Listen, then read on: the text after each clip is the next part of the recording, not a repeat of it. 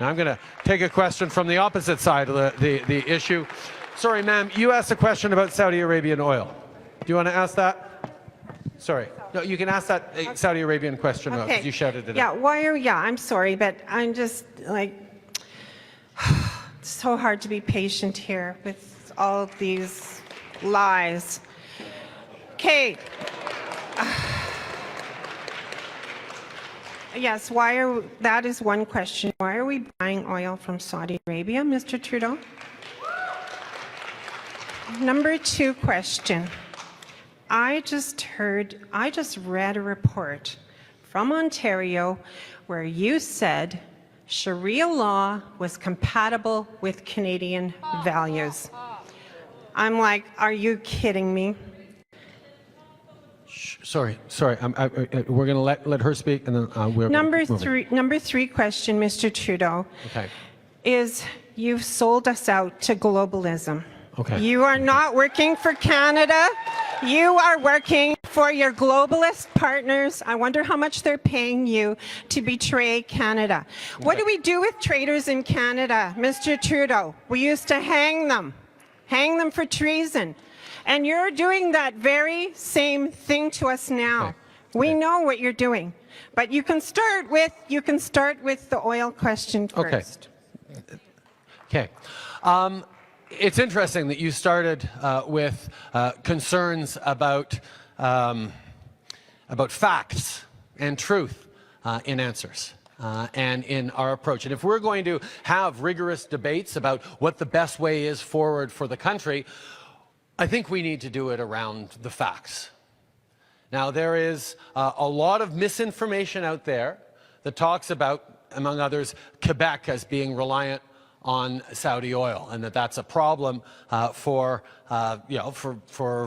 Canada and a big issue. That is false.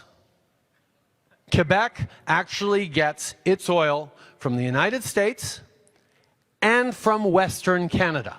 The reversal of the Line 9 pipeline actually means over the past 3 years, Quebec has gotten 3 times as much oil from the oil sands as it ever had before.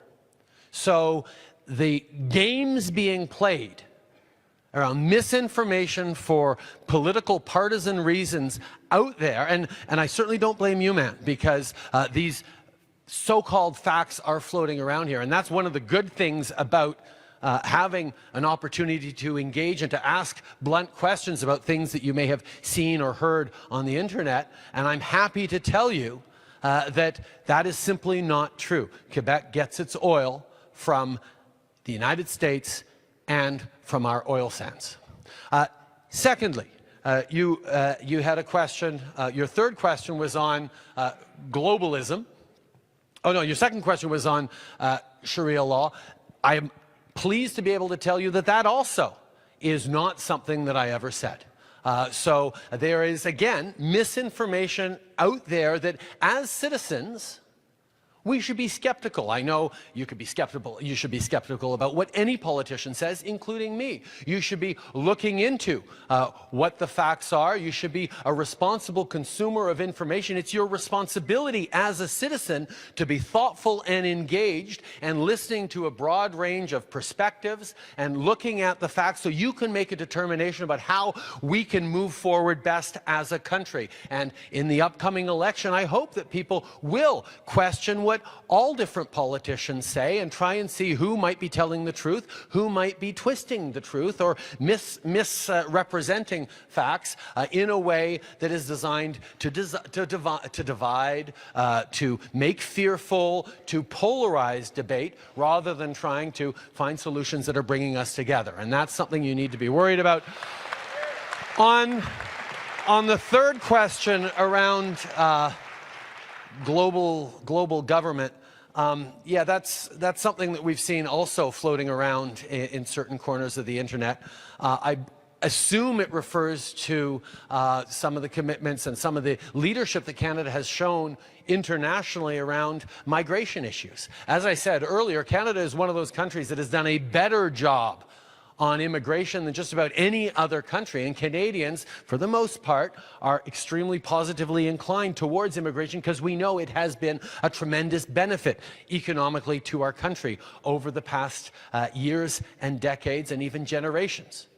So the idea that we're somehow giving up sovereignty is yet again another thing designed to create fear and division, and I would encourage all Canadians as citizens to be thoughtful and skeptical about what they are reading on the internet and what they actually hear from politicians whenever they engage in public discourse.